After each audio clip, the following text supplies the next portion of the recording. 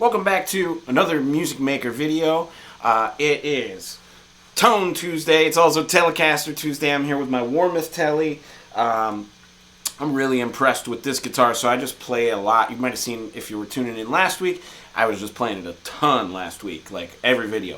But now I'm going to go back to normal, kind of play all my guitars and appreciate them all. I think some of them are feeling a little bit lonely, so I'm going to get back on that. But something that I'm doing a little bit different today is working on my tone, and I'll show you my list.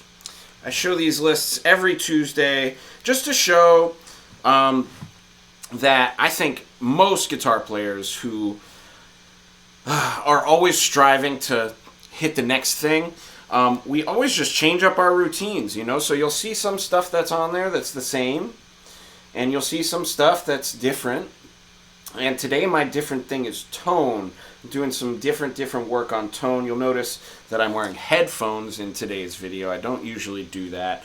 But what I'm doing is I'm mixing the acoustic sound from the mic. I'm doing a little bit of editing now, so I have to like bump up the mic because I'm just trying to get the acoustic sound of the guitar in the wood with that microphone.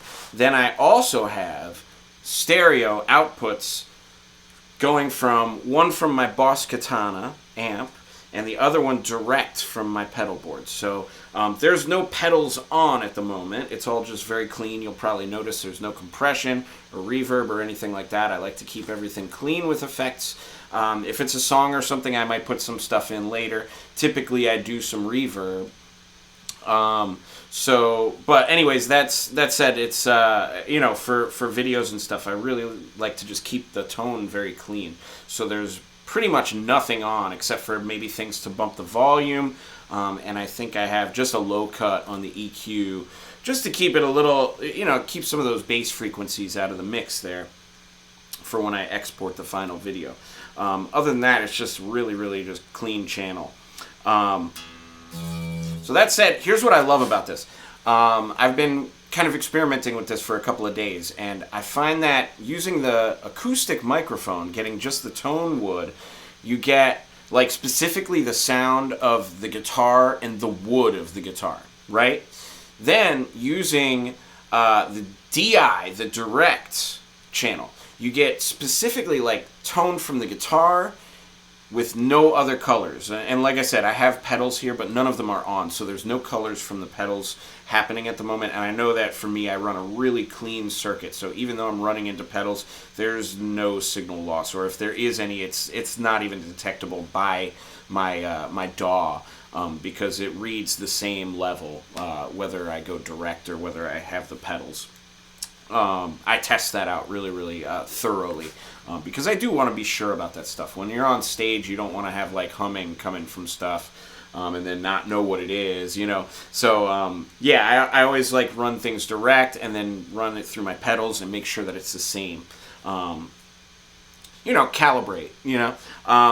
So yeah, you get like the just regular, clean, like basically pickup sound. Just only the pickups, no color from the amps or anything, because the DAW leaves that all clean. And then I have the one channel that has the Boss Katana, so I get a little bit of the amp color that I like as well. And that's all without again, using like any effects or anything. So then what I do is I just kind of pan them and turn the levels accordingly. So I'm going to go ahead and just go through this other stuff. I always do a fingerboard exercise. That just is to warm up my hands and keep me like doing stuff that keeps me limber, if you will. You know what I mean? There's just all kinds of different little exercises, and I change them week to week. This week I've been doing spread voicings on things for quite a while, but this week I'm doing them just on more songs. So in particular, it's more reading. So I'll just flip to a random page, songs that I don't know from the real book, or like maybe an obscure real book, like Real Book 4 or something. And just taking tunes I don't know and changes that I don't know. Because sometimes there's a song you don't know, but its rhythm changes or something. So it's like, okay, skip that. But you know, stuff with unfamiliar chord changes, I'm working on doing spread voicings on those and just reading them through. I think that helps my reading a little bit as well. It's not really like reading music reading, but it is, you know, it makes you read changes, and I think that's important. Blues and Bach, as always, for phrasing. Main reason I do that. I'm reading some challenge pieces. If you've been tuning in, I mentioned I have the stack of Dave Fushinsky readings to do. So I'm just making my way through those. I'm only a couple through because they're really tricky. But anyways, I'm working on them. And then my tone exercise that I'm doing, which is, it's more actually for you guys, because I want you guys to enjoy what you're listening to. But it's also, you know, it's one of those things. You just, as a musician, sometimes you just have to experiment. So let's check this out. I'm going to show you what everything sounds like. Okay, so this here, just the guitar with the microphone, nothing on from the recording situation here. Just going to play a chord.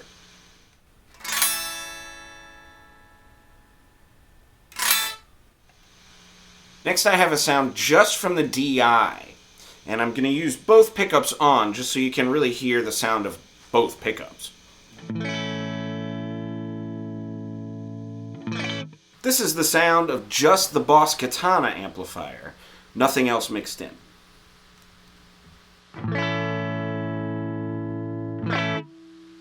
Now once more, here's everything all together.